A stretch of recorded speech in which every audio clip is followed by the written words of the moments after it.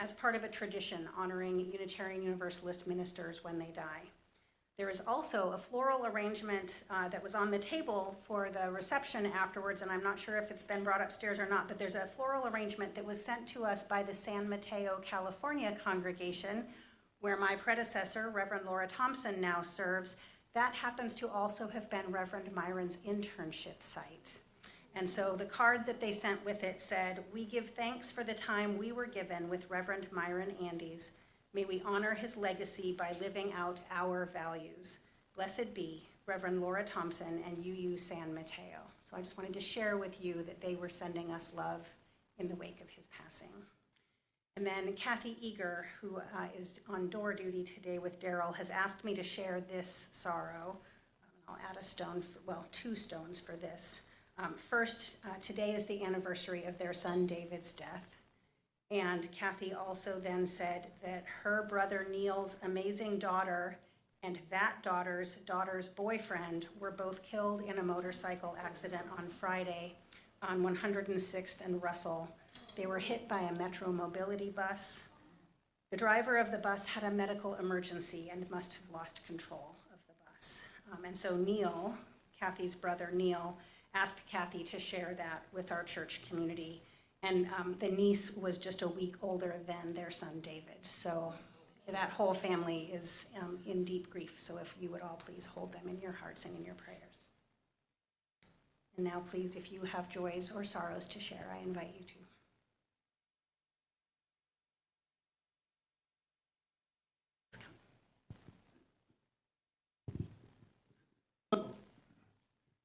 We're the Dankos, and we're glad to. Last night we actually were at the high school graduation of our oldest grandchild, our granddaughter, Megan, who you may remember from here. So, but it was very nice. It also seemed very long, but it was good, and it's always beautiful to attend things like that are meaningful to your family. What? Right now she's planning to go to the University of Minnesota. She's been accepted into the nursing program as a freshman, so we'll see what happens.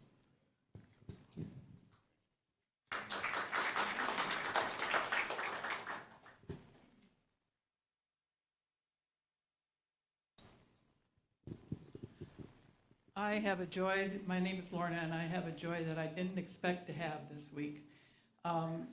Just a little bit of background. My three children gathered together about 3 weeks ago to talk about what should happen to Mom.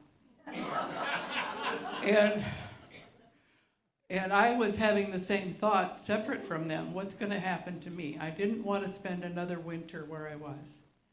And so one of my kids told me they had gotten together and they all agreed that I should probably move into assisted living. Well, I tried to explain to them that I don't need assisted living. I need a place, but a different place. And so my daughter did some research, came up with some names of Presbyterian facilities that were in Bloomington, close by, and understood finally that you don't go into assisted living. You have to have medical and health needs in order to go into assisted living. So I ended up getting told by two places that they had either 2-year waiting list or 3-year waiting list. And then the third place we looked at had 4 openings. And it was cheaper than any of the other places by $2,000 or $3,000 a month. So not expecting any of this, I am moving in the middle of July to 98th and Lindale. Which is 5 minutes away. Good morning, everyone. I'm Nikki. I just have a sorrow and a joy. The sorrow is that I have a cousin who's a couple years younger than me on the East Coast, and unexpectedly her husband died 2 Sundays ago, leaving her a single mom of a 3- and a 5-year-old. So if you can send them, your extra love. The joy is that my kids and I got to go to St. Augustine, Florida this past week to celebrate the graduation of 2 of my nephews and just play in the water and spend good quality time with family, and we just had a really lovely time together. Hi, I'm Barb Gillian, and Diana, would you drop a stone of gratitude and joy?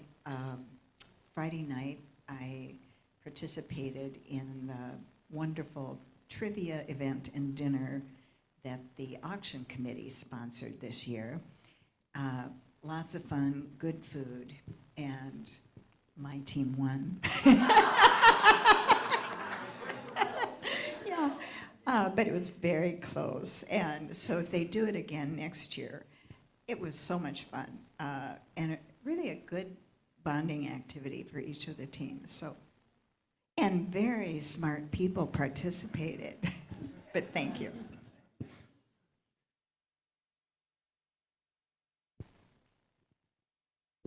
Hi, I'm Robert. The other day, I got up at early, like 5:30, and I went down to my car and I heard this great swishing sound of wings like a helicopter taking off. And it was actually a crane that was in the creek out back, the 9 Mile Creek, and he was there, or whoever it was, this crane, whatever gender the crane is, was there swishing up, and the crane was back from last year, and the crane to me symbolizes a lot of hope and deep happiness that of some things that have happened that weren't the best last year, but the crane always seems there and happy, so it was good. Yep.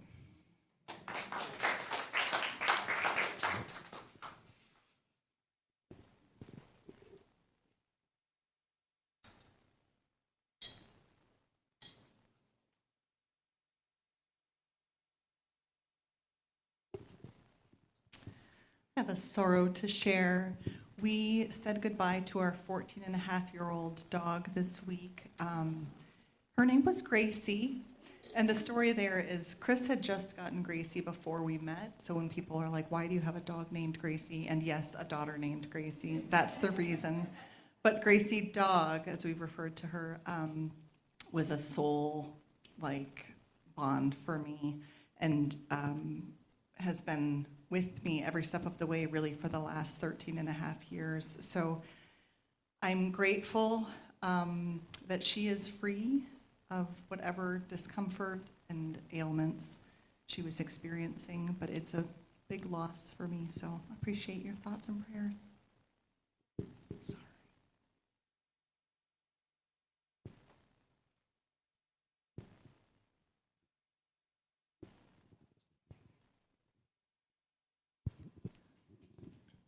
Hi, everyone. I'm Mimi Law, and I have the best brother-in-law in the world in Denver. And he came with his 2 daughters to visit me, and they came 2 days early so they could, because it was the other side of the family that had a wedding. It was the most joyous thing, because he's 89 and failing, and I love his daughters and his family so much. It was just pure joy.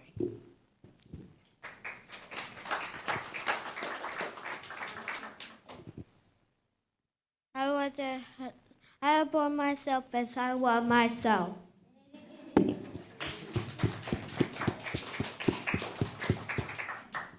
we have any online, Richard? 1, okay. Alexander shares with us his joy. Ian, who is his child, now goes by Evelyn or Eve, and turned 11 years old on Friday.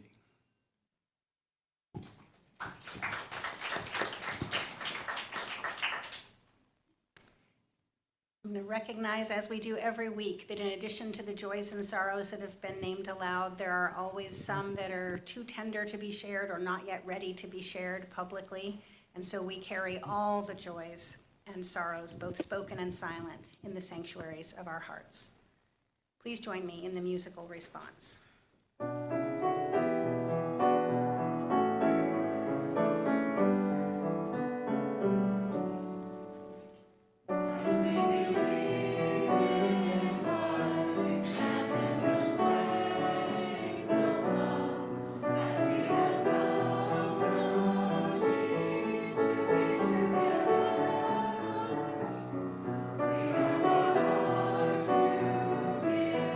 We have our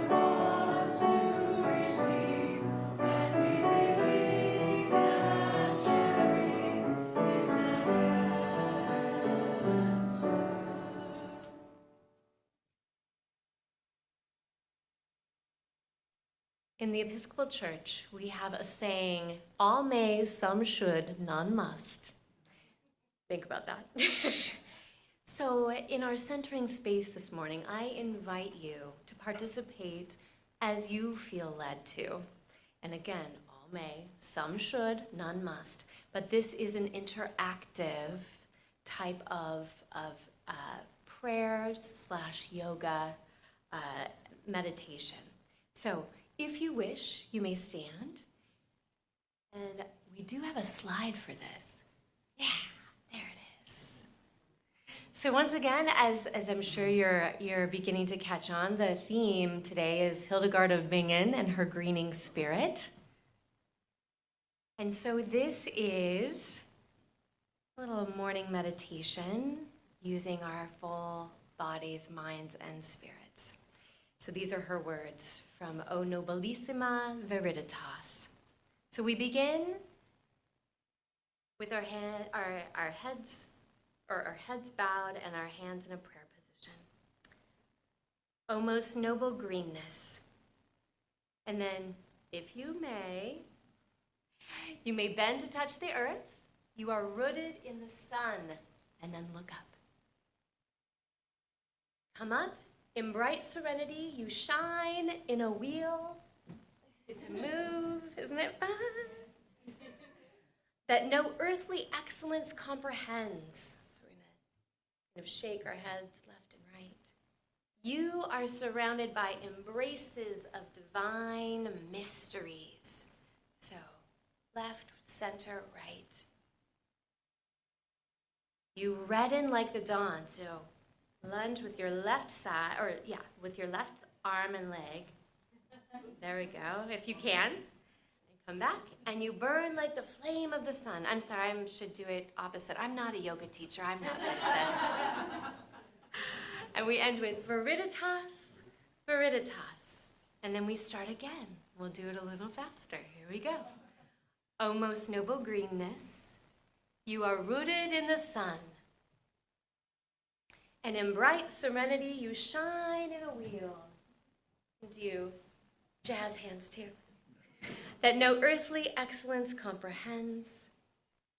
You are surrounded by embraces of divine mysteries. You redden like the dawn, don't follow me. And you burn like the flame of the sun.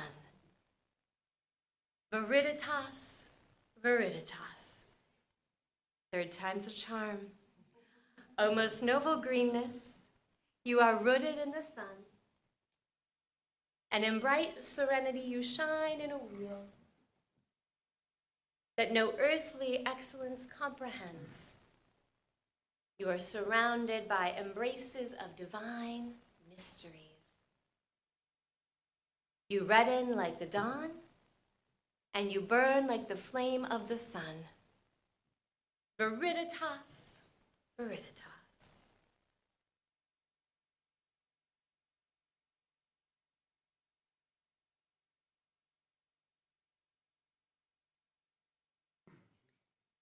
Generosity is one of the spiritual qualities that we aspire to as Unitarian Universalists and one of the tangible practices that we nurture in this community. With our offering in our Sunday services, we give of our resources to support the work of this fellowship. We know, of course, that giving financially is only one of the ways that we all support that work. We also do it with our time and with our talents. All of those are necessary for the vital work that we do here, both for each other within the fellowship and for the wider community. We donate half of our collection every Sunday to support one of our community partners, organizations who are in alignment with our Unitarian Universalist values. For the month of May, our sharing partner is Tubman, which helps people of all ages, gender identities, and cultural backgrounds who are experiencing relationship violence, homelessness, trafficking, mental and chemical health challenges, and other forms of trauma. You can give in person as baskets are brought around, or online using the QR code on the screen and on the back of the printed order of service, or you can always use the Donate Online link on our website. Please give as generously as you are able.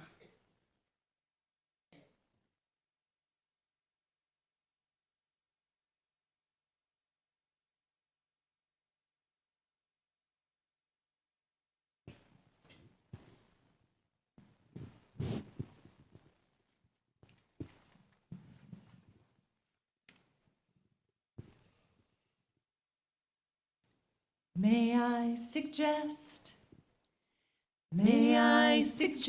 to you, may I suggest this is the best part of your life.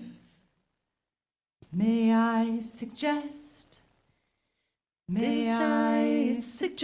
to you, this time is blessed and shining, almost blinding bright. Just turn your head and you'll begin to see the thousand reasons that were just beyond your sight. Reasons why I suggest to you, why I suggest this is the best part of your life. There is a world that's been addressed to you, intended only for your eyes. A secret world, a treasure chest to you, of private scenes and brilliant dreams that mesmerize. A tender lover's smile, a tiny baby's hands, the million stars that fill the turning sky at night. Oh, I suggest, yes, I suggest to you, yes, I suggest this is the best part of your life. There is a hope that's been expressed in you, the hope of 7 generations, maybe more. This is the faith that they invest in you. It's that you'll do one better than was done before. Inside you know, inside you understand, inside you know what's yours to finally set right.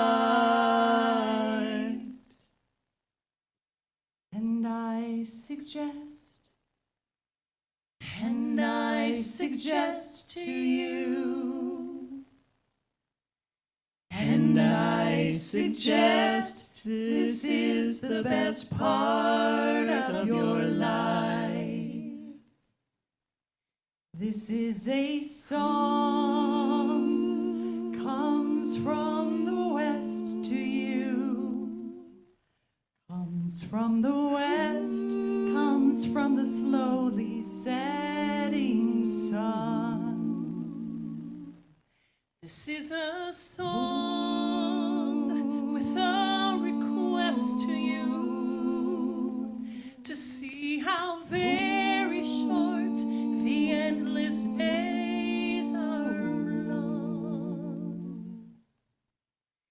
And when they're gone, and when the dark descends, oh, we'd give anything for one more hour of light.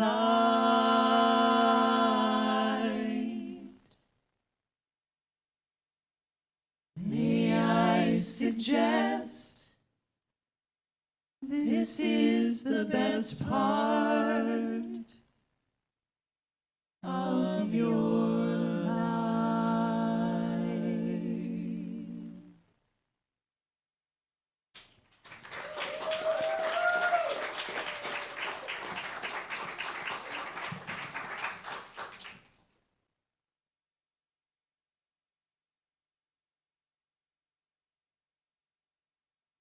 Our reading this morning is from Hildegard of Bingen.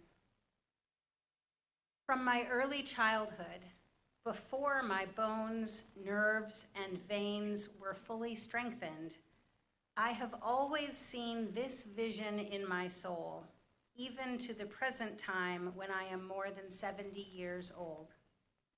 In this vision, my soul, as God would have it, rises up high into the vault of heaven and into the changing sky and spreads itself out among different people, although they are far away from me in distant lands and places.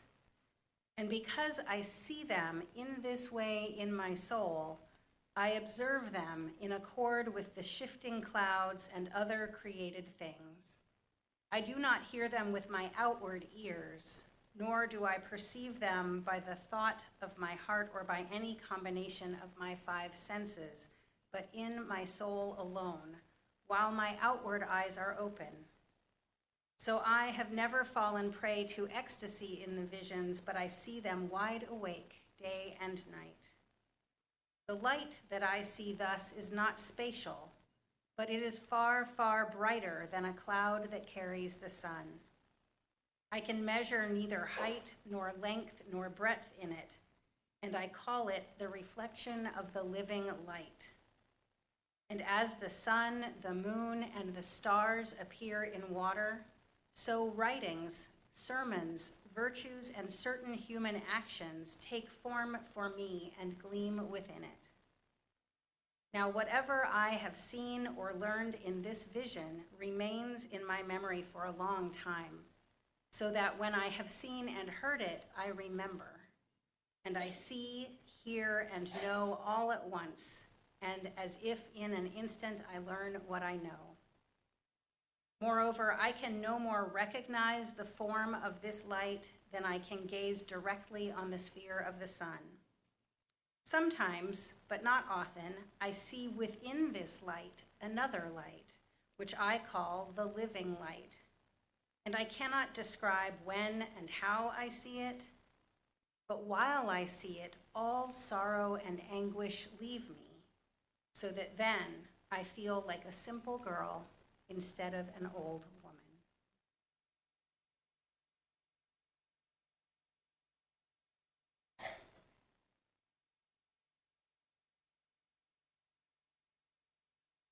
Diana. Well, again, good morning, everyone. I am delighted to be here, and I want to thank Diana again for inviting me to be with you. I know that there are a variety of beliefs as there are people and belly buttons, and I invite you to change language and take care of yourself when you need to for what fits your beliefs, because I'm going to be teaching you about someone who lived in a medieval Christian world, and when in accordance with her language, I'll use her language when I'm speaking about her. So I just want to invite you to do what you need to do. I want to begin with a passage from the book, My Sap is Rising. It goes like this. It was the quiet I first noticed as I began the uphill walk to the dizzy Bodenberg, the ancient ruin of the monastery where St. Hildegard of Bingen spent 40 years of her life. It was not silent, but the layered quiet of nature, heightened by the absence of sounds from modern living. The air smelled of fecund earth, spring plants unfurling, and the lushness of what was to come.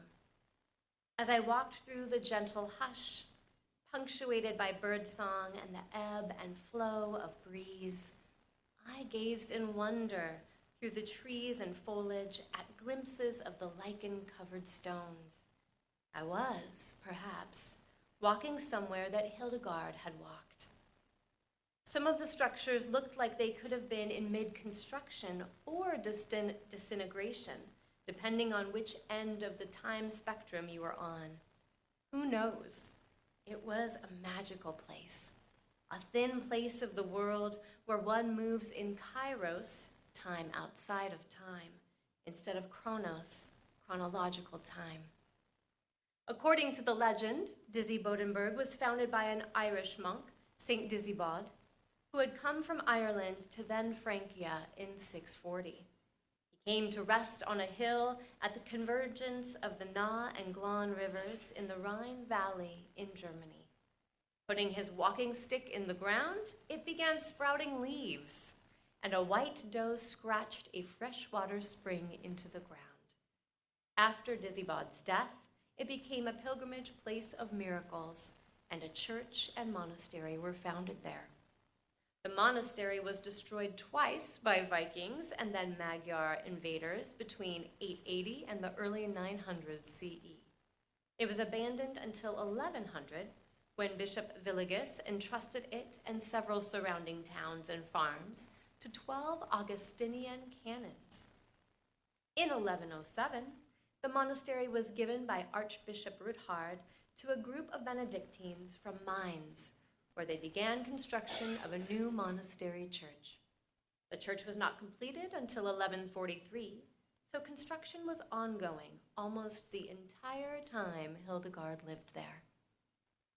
I thought of this as I reached the summit of the hill, struck by the vastness of what had clearly taken up the whole of the hilltop to have left such immense ruins. A significant stop on the Hildegard of Bingen pilgrimage way. What must it have been like for Hildegard as she came to this place, most likely journeying on foot from Sponheim, where she had been staying with her pious kinswoman Jutta. Hildegard and another young woman were enclosed as anchorites, a religious recluse who takes a vow to live in permanent confinement in a cell or room attached to a church or community while living a life of prayer and spiritual service. They were anchorites at the Disibodenberg in a solemn rite on the Feast of All Saints, the 1st of November, 1112. Hildegard was about 14 years old, and Jutta about 20. It may have been cold and possibly overcast or rainy, knowing German weather in November, as the funeral-like prayers were said and the stones were stacked one by one, diminishing the light until the door was sealed like a tomb with the living saints inside. Can you imagine it? When Reverend Diana invited me here, I jumped at the chance to share my passion about Hildegard with you. And she said some of you might know something about Hildegard. Does anyone know anything about Hildegard? All right, a few of you. And I've noticed in my travels and presenting and talking about Hildegard, people come to her from many different directions because she was an incredible person and had so many interests. She was a remarkable figure. She lived from 1098 to 1179. So she was a remarkable figure in medieval history. A German Benedictine nun, she was also a mystic. As you heard from the reading, she had visions. A healer, a preacher. She did 4 preaching tours beginning in her 60s in the 12th century. There's still time for us all. Hildegard was a musician and composer. You heard a hymn earlier that was based on her works, and her works are still being performed. You can find them on YouTube and various music apps. She also wrote one of the earliest surviving medieval morality plays called Ordo Virtutum, the Order of the Virtues. You can find that on YouTube as well. Hildegard's visions from what she called the living light, which I think is such a beautiful way of talking about divine, included environmentalist themes about creation and our interconnectedness to all things. She was a prolific letter writer. We have copies of almost 400 of her letters back and forth. From ordinary people like you and me, to priests, other nuns, abbots, and abbesses, and she was the advisor to many who held secular and spiritual power in medieval Europe, including popes, kings, and we even have one letter to Eleanor of Aquitaine, who was married to the English king Henry II. For those of you that are history buffs, that helps kind of put Hildegard into a broader historical context. So Hildegard also created her own language for use in her monastery called the lingua ignota, meaning brought forth. And her medieval holism and interpretation of veritas, the greening spirit that we all were participating in, as part of the healing process, was unique for her time. Her tracts on health, especially women's health, have given her the honor of being considered the first gynecologist and one of the first natural scientists in Germany. All while being a cloistered Benedictine nun, cloistered meaning confined to a community on the grounds of their monastery in the 12th century. Remarkable, right? Certainly inspiring. While celebrated as a saint in the Roman Catholic Church and other traditions for centuries, she was officially given equivalent canonization on May 10th, 2012, and the title of Doctor of the Universal Church on October 7th, 2012 by Pope Benedict XVI. She is only the fourth woman to receive that title, joining Catherine of Siena, Teresa of Avila, and Therese of Lisieux. All nuns and mystics. Her feast day has long been on September 17th, and a feast day is something like an anniversary of celebrating a person and their continued inspiration today. Think Martin Luther King Jr. Feast day. I was present for the celebration of her anniversary of her canonization in 2023 when I was doing the Pilgrimage Way, and it was quite the joyous time at Bingen Abbey and in the community. It was held in the parish church in Rudesheim am Rhein, where the relics of her tongue and heart reside. I don't know how long it's been since they opened that box, but anyway, thought it was interesting. While all that Hildegard did is certainly exciting, not every person is born with such an array of gifts. I certainly wasn't. But St. Hildegard was not a perfect person. In contrast to her high energy, she was often ill and would have long spells of not being able to get out of bed. She was also very much a product of her time, believing that the hierarchy of heaven should be reflected on earth. While women had their own gifts, she ascribed to the 12th century theology that they were still the weaker sex, even though her behavior was otherwise. Hildegard came from nobility and did not allow any women into her convent at Dizzy-Bodenberg or her monastery at Rupertsberg that were not nobility. The class system was part of the hierarchy of heaven to Hildegard, and she believed it should be lived out on earth, even in the convent. So Hildegard was gifted, very, very gifted, yes, and very human. She did not live in a cell by herself, but in community, with all the foibles that living together brings. We certainly wouldn't know anything about that. She was often at odds with her abbot. She critiqued leaders, beseeching them to reform and turn to God, at the same time receiving critique herself from other nuns and outsiders about how she led her convent. Germany was also in the midst of political and religious turmoil at the time that Hildegard lived. Towns and regions were being invaded all around the Dizzy-Bodenberg and later Rupertsberg, where she moved. Tensions were very high. Popes were being imprisoned, and anti-popes were put in their place. The world that Hildegard lived in was not safe. Much like our world is not safe. Yet, she continued to look to the divine, to the living light, her community, and creation for hope and direction. She wrote of God's love for humanity in her book of divine works. She says this, "For God then looked upon the flesh that he would one day wear and held it with burning love." She believed that God, through Jesus, loved us fiercely, and because of that love, we were to respond by following the living light. Over and over again, this is how she gets through her illnesses, the invasions, the criticisms, and other threats. Her reliance on something greater than herself is full, and through her, the divine did incredible things. So incredible that here we are talking about her and singing her songs almost 900 years after her death. Her life was a testament of her beliefs. And isn't that how each of our lives should be? I will leave you with a final inspirational story from Hildegard's life. It is one of my favorite stories, found in Hildegard's letter to Odo of Soissons from 1148. She writes this: "Listen, a king sat upon his throne, surrounded by lofty and wonderfully beautiful columns, ornamented with ivory and bearing the banners of the king proudly to all.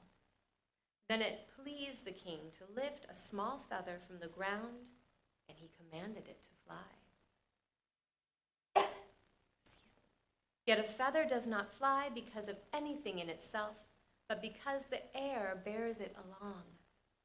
Thus, I am a feather on the breath of God, not gifted with great powers or education, nor even with good health, but I rely completely on God.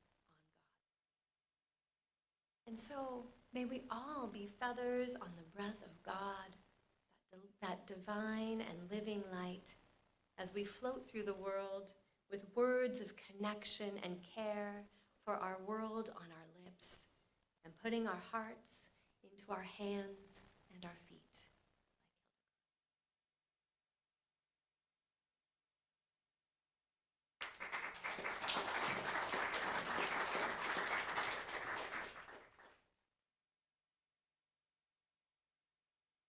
I invite you to rise in body or spirit and join in our closing hymn number 81, "The Wordless Mountains Bravely Still."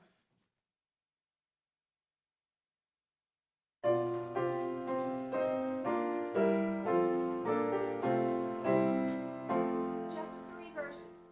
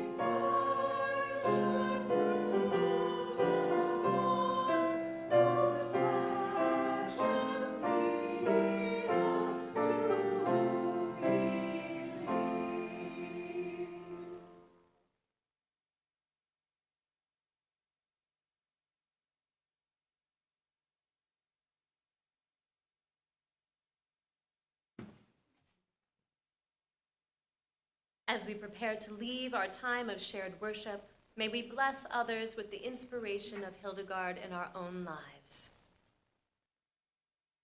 Bright greening spirit, fount of all life, who imbued Saint Hildegard with the spirit of prophecy, healing, and an intrepid spirit, grant us, we pray, by her example and inspiration, to know your ways, and in the darkness of this age, perceive and spread the splendor of your light. Amen, and blessed be.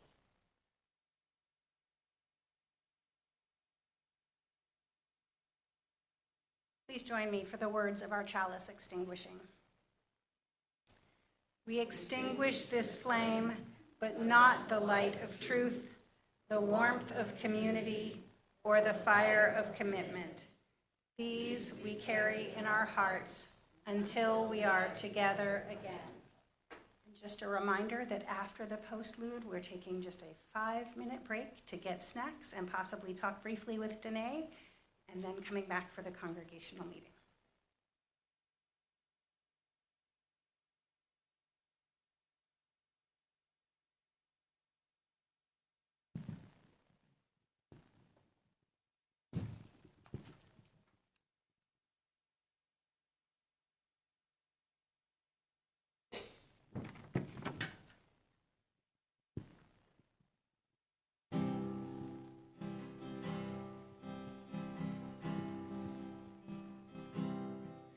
May the long time sun shine upon you.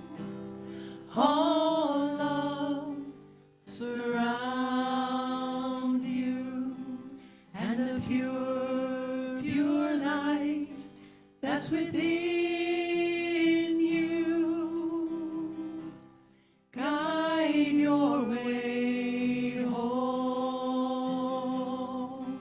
May the long time sun shine upon you.